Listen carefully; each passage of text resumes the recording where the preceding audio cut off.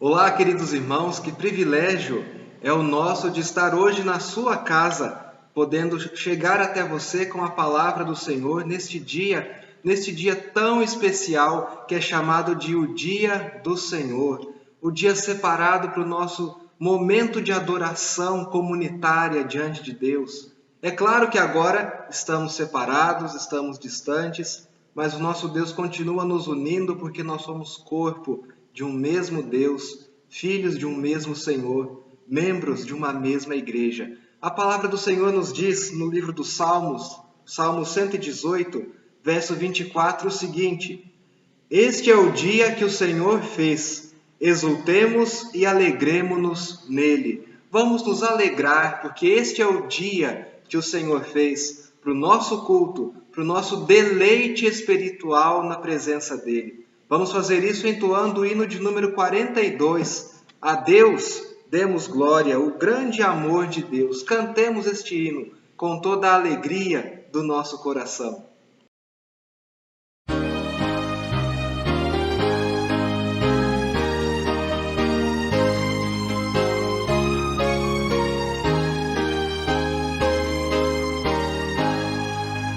Deus demos glória por seu grande amor, o Filho bendito por nós todos deu, e graça concede ao mais vil pecador, abrindo-lhe a porta de entrada no céu.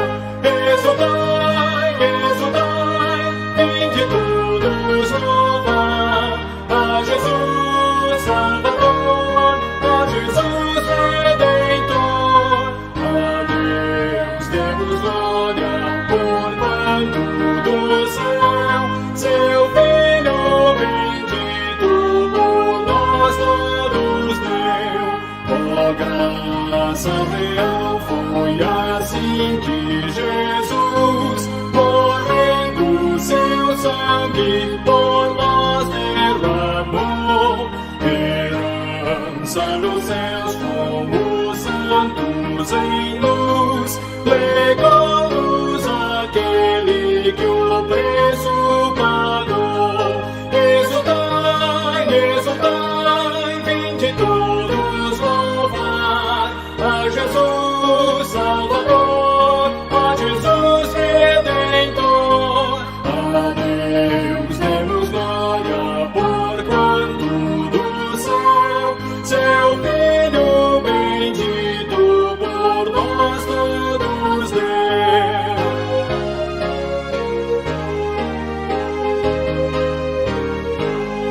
Qual prova de amor nos persuade a confiar nos merecimentos do Filho de Deus, e quem a Jesus pela fé se entregar vai vê-lo na glória eterna dos céus. Exultai, exultai, vinde todos louvar a Jesus Salvador, a Jesus Redentor. A Deus demos glória por quanto do céu seu Filho bendito por nós todos deu. Amém. Após cantar este hino, feche seus olhos, baixe sua cabeça, vamos falar com o nosso Deus. Senhor, nós acabamos de cantar que nós devemos dar toda a glória ao teu santo e maravilhoso nome. Pedimos-te, ó Deus, que o Senhor aceite o nosso culto. Pedimos-te, ó Deus, que o Senhor seja engrandecido em nossas vidas, que o Senhor seja louvado, ó Deus, neste momento. Agradecemos-te, ó Pai, porque o Senhor é imensamente maior do que qualquer coisa que nós possamos imaginar. O Senhor é todo santo, o Senhor é todo justo, o Senhor é perfeito em todas as coisas. Por isso nós te adoramos, por isso, ó Deus, nós buscamos a tua presença e queremos cantar e contar as maravilhas que o Senhor tem feito em nós e através de nós. Abençoa, ó Deus, o teu povo nesta hora. recebe este culto em nome e através do Senhor Jesus Cristo, o nosso Senhor e Salvador. Amém.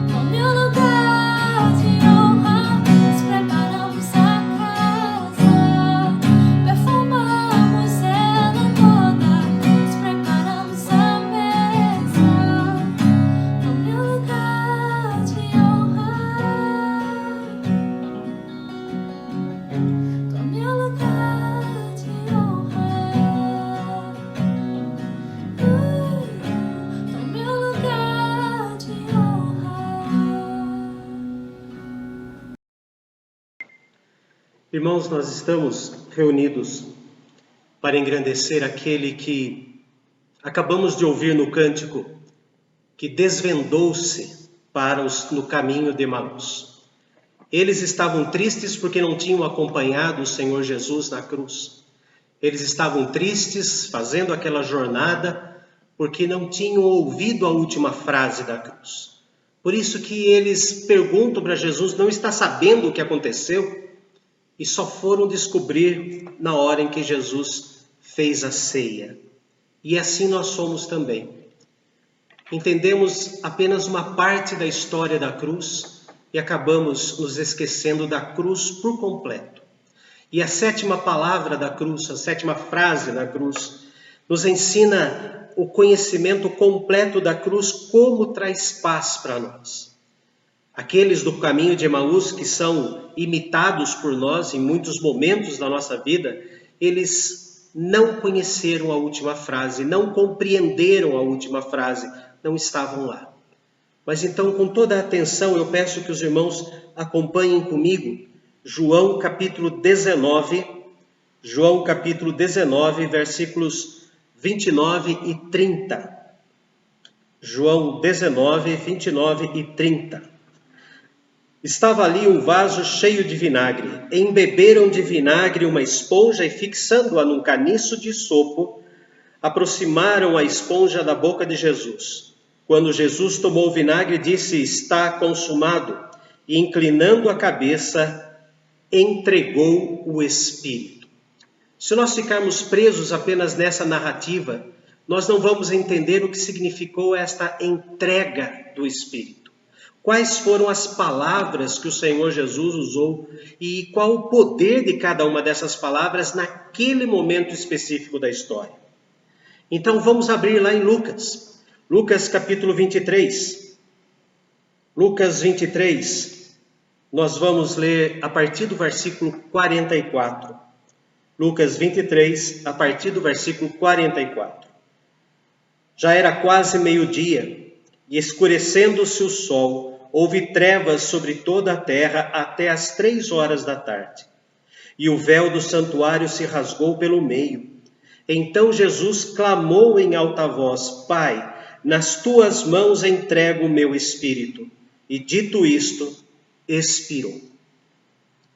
Quando em João ele nos fala que Jesus entregou o Espírito, nós precisamos compreender de que forma que ele entrega e o que significa entregar na língua original.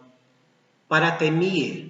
Paratemia quer dizer colocar-se ao lado ou entregar-se para estar junto. Não simplesmente entrego, mas eu me entrego para ficar junto. O que isso tem a ver? Jesus, neste momento em que fala: Pai, nas tuas mãos entrego o meu espírito, ele volta, ele começa a ficar junto novamente com o Pai Celestial. Foi assim que começou a cruz. Pai, perdoa-lhes porque não sabem o que fazem. E Jesus começou a partir desse momento de interceder pelos pecadores, ele começou a sentir as dores, as nossas dores que estavam na cruz. A dor da perda da família, a perda do amigo, mas ainda ele aconselha o amigo a cuidar de sua mãe e da mãe a cuidar do seu amigo.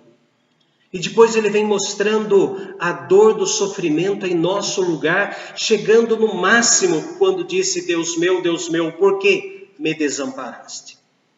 Não apenas citava as Escrituras, mas sofria na sua pele o nosso inferno, a nossa ausência, a ausência de Deus na nossa vida, na nossa alma, que seria para toda a eternidade. E depois de dizer isso, ele diz: terminei, está consumado, já não tenho mais nada o que fazer. E ao terminar esse trabalho, ele diz: Pai, entrego a minha vida nas tuas mãos. Ou seja, agora volta o relacionamento de pai e filho.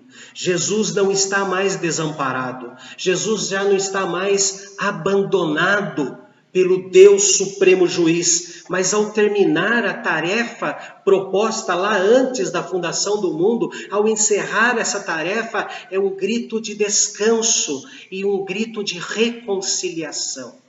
Pai, não mais Deus meu, por que se ausentou de mim? Mas agora é: Pai, me coloca ao teu lado. Como ele disse na oração sacerdotal, sobre a sua glória, a glória que tinha com o Pai, que o Pai o glorifique agora. Então ele grita para que todos que estavam lá embaixo ouvindo: estou voltando ao relacionamento de pai e filho. E com isso ele nos leva junto. Graças a este último brado da cruz, nós vemos o Salvador voltar à comunhão mais íntima com o seu Pai. Ainda na oração sacerdotal, lá no Evangelho de João, capítulo 17, nós vemos ele falando: eu e o Pai somos um. E naquele momento específico da cruz, ele estava dizendo a João, que estava ali, e que 60 anos depois, lá nos anos 90, escreve o Evangelho e transcreve todo o movimento daquela cena, daquele momento da mesa da ceia, dos capítulos 13 até o 17, João narra a conversa e quantas vezes Jesus falou: Pai, eu e o Pai somos um, que eles sejam um conosco como nós somos, Pai. Nós entendemos então que a entrega do Senhor Jesus está exatamente ligada a este: me coloco ao teu lado. Me coloque ao teu lado. Eu encerrei a missão, agora estou do teu lado, levando estes junto comigo. Quando ele fala Pai, ele nos dá a oportunidade de chamá-lo de Abba. O paizinho que nos coloca do seu lado e deste lado jamais nos tira. Jesus nos representa ali, agora com o brado de alguém perdoado. Alguém que está sendo o que abre novamente a reconciliação. Lembramos do texto que Paulo escreveu, dizendo que Deus estava em Cristo reconciliando consigo o mundo. E quando Deus em Cristo chama Pai, Ele está dizendo a família da fé agora está totalmente ao meu lado. Porque Deus assim desejou. Arthur Pink, um grande teólogo que viveu na primeira metade do século XX, mas suas obras foram só reconhecidas após a sua morte, ele descreve esta palavra da seguinte forma: durante aquelas 3 últimas horas, Deus se tinha retirado do Salvador, o que evoca aquele terrível clamor: Deus meu, por que me desamparaste? Mas agora está tudo feito. O cálice é bebido até a última gota. A tempestade da ira se tinha passado. As trevas são idas. E o Salvador é visto mais uma vez em comunhão com o Pai, comunhão que nunca mais será quebrada. É por isso que ele nos carrega nesta frase. Por isso que nós devemos nos colocar nessa frase e a todo instante dizer: Pai, a comunhão que foi restaurada entre nós me leva a orar em nome de Jesus. Às vezes usamos essa frase em nome de Jesus como se fosse uma frase simplesmente supersticiosa, ou como se fosse a chave para mudar a vontade de Deus. Em nome de Jesus eu faço isso, em nome de Jesus. Não, em nome de Jesus quer dizer no lugar dele. Ele me dando a incumbência de orar no lugar dele. Estou pedindo isso no lugar do Senhor Jesus, mas não como uma bajulação para Deus mudar de ideia. Jamais. E aqui então ele nos ensina exatamente isso. Nós temos essa comunhão. Pai, retorna todo o amor, todo o carinho, dado àquele filho que bebeu o cálice até o fim. E ele disse isso logo após o sermão, logo após o momento em que ele está com os discípulos e agora vai lá para o Getsêmani, e quando ele é preso de uma maneira tão violenta, ele diz: não beberia eu o cálice que meu pai me deu? Esse cálice foi entregue a Jesus lá antes da criação do universo. E chegou o momento crucial em que ele faz isso. A perfeita entrega. Paulo aos Filipenses, capítulo 2, versículo 8, diz que ele se humilhou, tornando-se obediente até a morte e morte de cruz. E logo após esta obediência, Deus lhe deu o nome que está acima de todo nome, para que ao nome Jesus se dobre todo o joelho no céu e na terra e debaixo da terra. Esta expressão nos faz ver que Jesus volta a ser beneficiado pelo amor misericordioso do Pai, que o leva para diante de si e para estar ao seu lado no trono eternal. Mas também dá a nós cristãos uma segurança muito grande.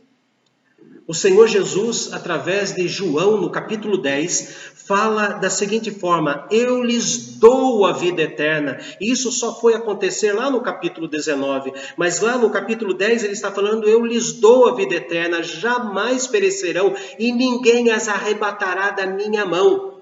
Aquilo que o Pai me deu é maior que tudo, e da mão do Pai ninguém pode arrebatar. Nas tuas mãos entrego o meu espírito. Isaías, chamado por alguns de o evangelista do Antigo Testamento, Isaías capítulo 41, versículo 13, Isaías 41, 13.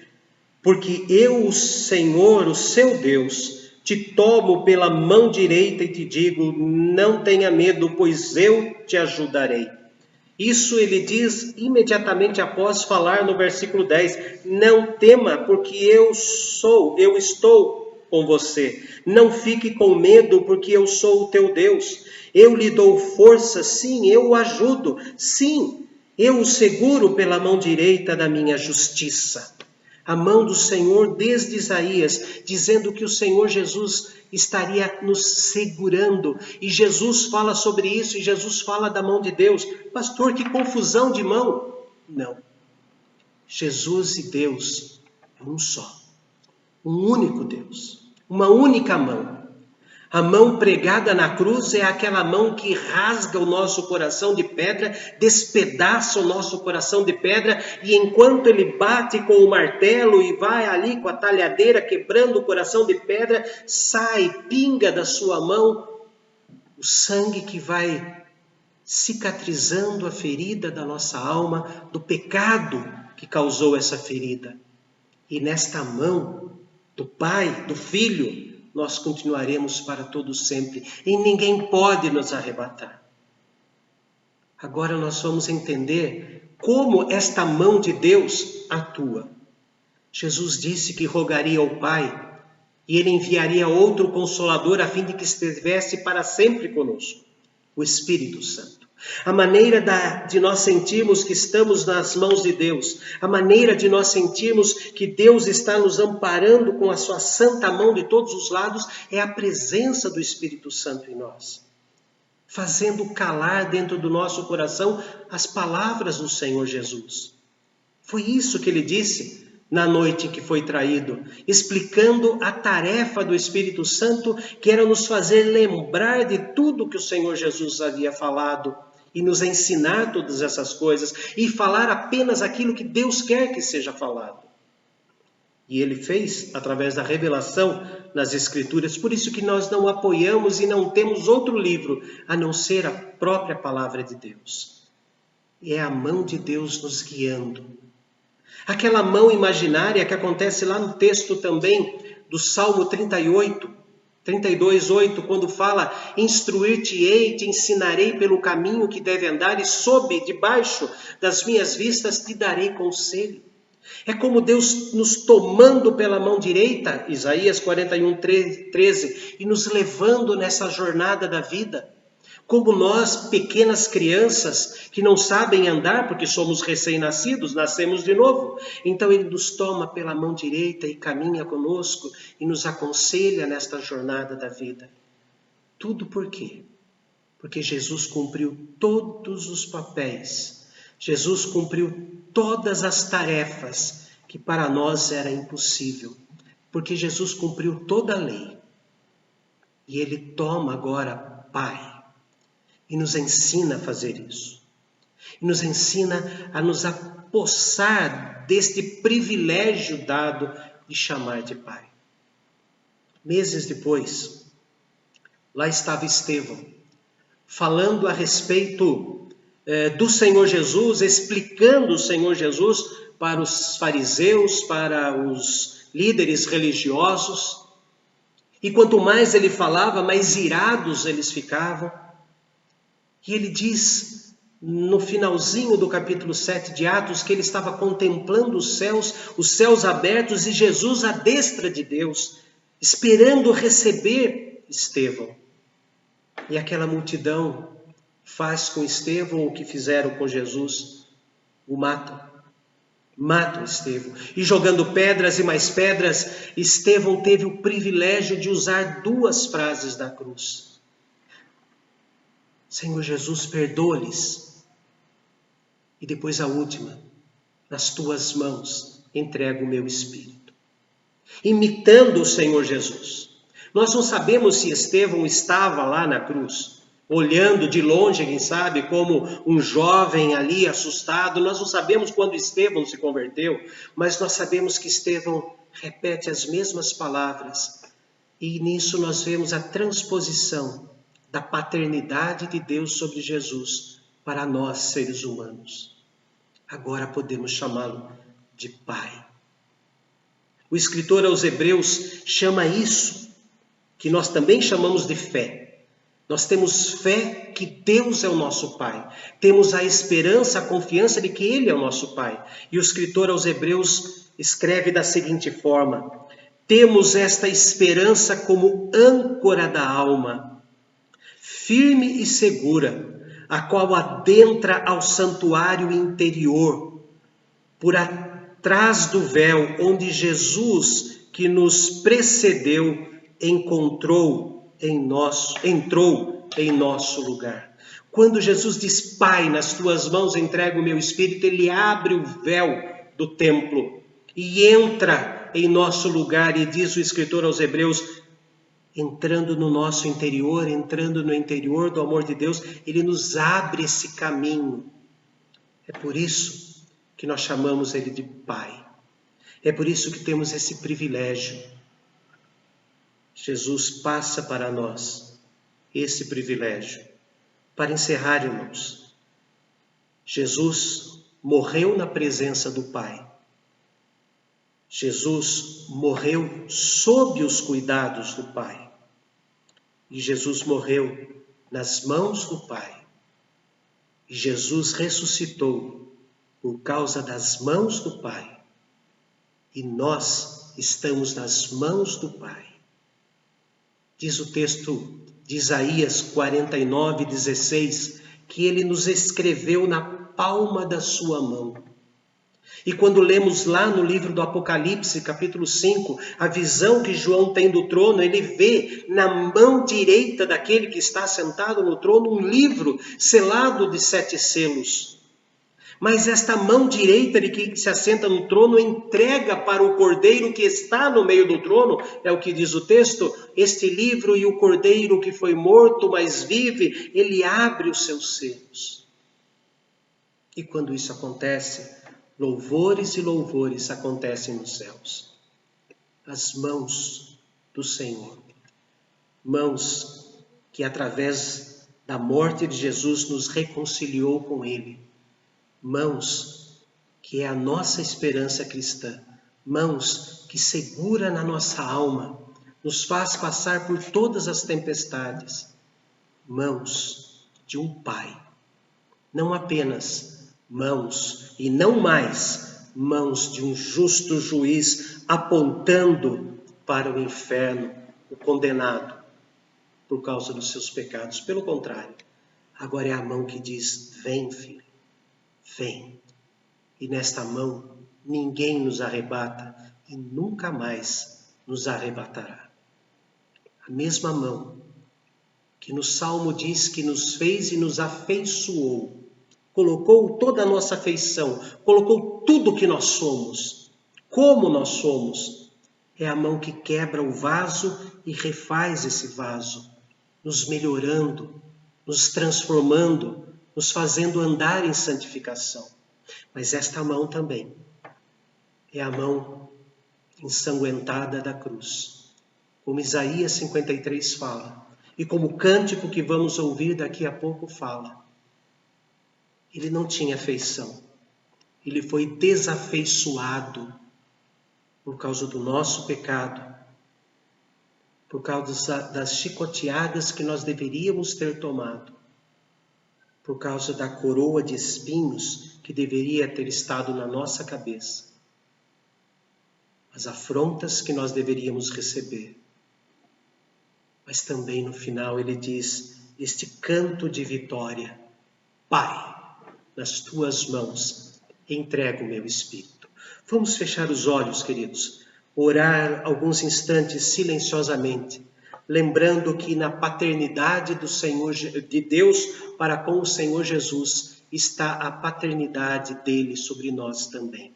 Oremos silenciosamente e depois de alguns instantes a nossa oração será interrompida pelo belo cântico de Isaías 53. Mas vamos lembrar que no final do capítulo 53 diz que Jesus ficaria satisfeito com o pesado trabalho de sua alma e atrairia muitos para si. Oremos silenciosamente.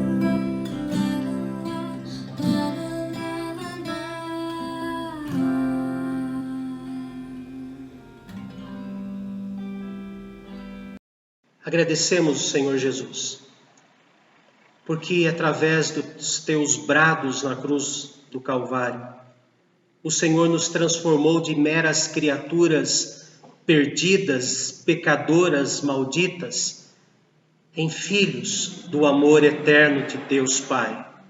Somos gratos, Senhor Jesus, porque a cena da cruz, idealizada antes da fundação do mundo, termina com o Senhor Jesus chamando-lhe de Pai, e nos dando e aplicando em nós esta filiação.